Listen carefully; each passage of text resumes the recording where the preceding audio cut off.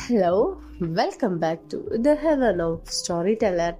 നിനക്കായി ഭാഗം 27 തുടരുന്നു. മതി. നിധിയുടെ സൗണ്ട് ആ ഹാളിൽ മുഴങ്ങി. ദേഷ്യത്തിൽ അവളുടെ മുഖം ചുവന്നു. എന്നിട്ട് സ്റ്റീവിനരികിലായി ചെന്നു. എനിക്കറിയാം ഇതാരുടെ പ്ലാൻ എന്ന്. എവിടെയായാൽ മിലി, അത് അവനൊന്നും. എന്നാൽ സ്റ്റീവ് പറയുന്നതൊന്നും കേൾക്കാൻ നിൽക്കാതെ അവൾ ഹാളിലേക്ക് മാഞ്ഞു.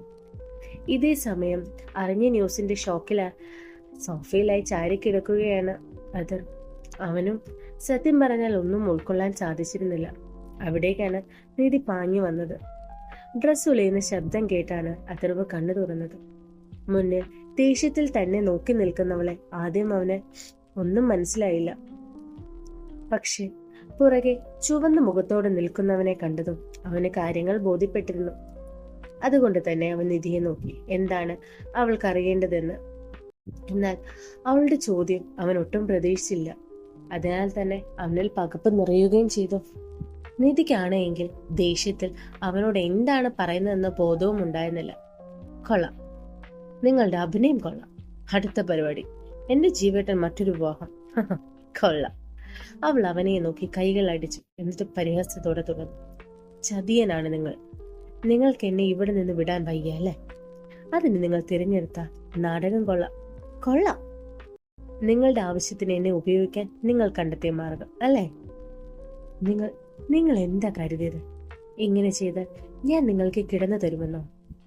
അവളുടെ വാക്കുകൾ കേട്ടതും സ്റ്റീവ് പോലും ഞെട്ടിപ്പോയി. ആദ്യമായാണ് അവൾ ഇത്ര മോശമായി സംസാരിക്കുന്നത്. ഒപ്പം അഥർവിന്റെ മുഖഭാവം കണ്ടതും അവന്റെ ഉള്ളിൽ ഭയം നിറഞ്ഞു. എന്തോ മനസ്സിലായതുപോലെ അവൻ മുന്നോട്ട് പാഞ്ഞു.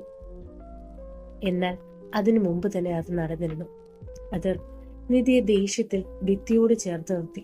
എന്നിട്ട് രൂക്ഷമായി അവളെ നോക്കി. അവളും ഞെട്ടിയിരുന്നു അവന്റെ പ്രവൃത്തിയിൽ.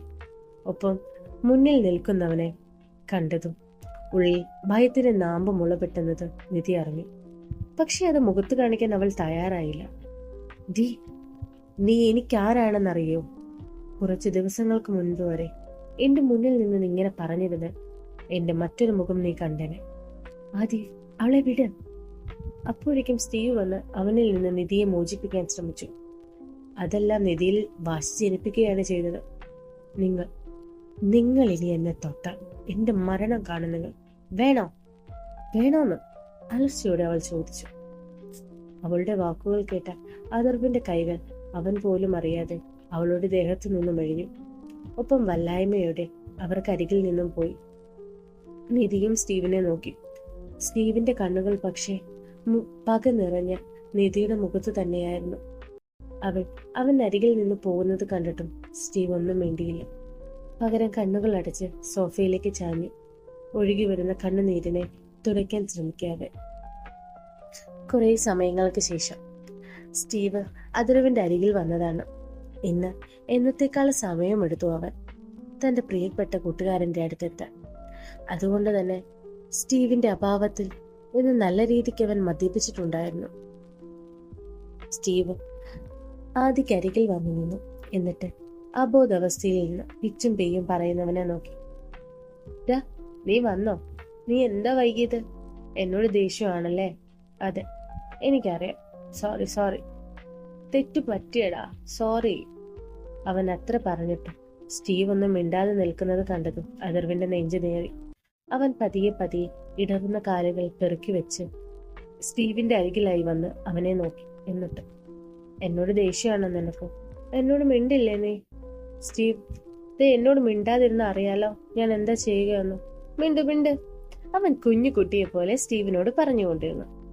സ്റ്റീവ് ആണെങ്കിൽ ആ വിഷമത്തിൽ പോലും ആദിയുടെ കളികൾ കണ്ട് ചിരിച്ചുപോയി. ആ ചിരി പ്രതീക്ഷിച്ചു നിന്നവൻ പെട്ടെന്ന് അവനെ കെട്ടിപ്പിടിക്കുകയും ചെയ്തു. ഒപ്പം താഴേക്ക് ഊർന്നു പോവുകയും ചെയ്തു. അതറിയാവുന്നതിൽ തന്നെ സ്റ്റീവ് ആദ്യ താഴെ പതിക്കുന്നതിന് മുമ്പേ താങ്ങിയിരുന്നു. എന്നിട്ട് തന്റെ തോളിൽ എടുത്തുകൊണ്ട് ആദ്യയുടെ റൂമിലേക്ക് നടന്നു. അഥർവ് അപ്പോഴേക്കും ബോധമില്ലാതെ പലതും വിളിച്ചു പറഞ്ഞുകൊണ്ടിരുന്നു. സ്റ്റീവ്, അവളെ കൊണ്ടുപോക്കോ. അവൾ എന്റെ മിലിയല്ല. എന്റെ മിലി ഇങ്ങനെയല്ല. നമുക്ക് തെറ്റുപറ്റിയതാണ്. അവൾ പോട്ടെ. അവന്റെ ശബ്ദമില്ലാതെയാകുന്നത് അറിഞ്ഞിട്ടും സ്റ്റീവ് ഒന്നും വേണ്ടിയില്ല. അവൻ തന്റെ വേദന ഇല്ലാതെയാക്കാൻ ശ്രമിക്കുകയായിരുന്നു.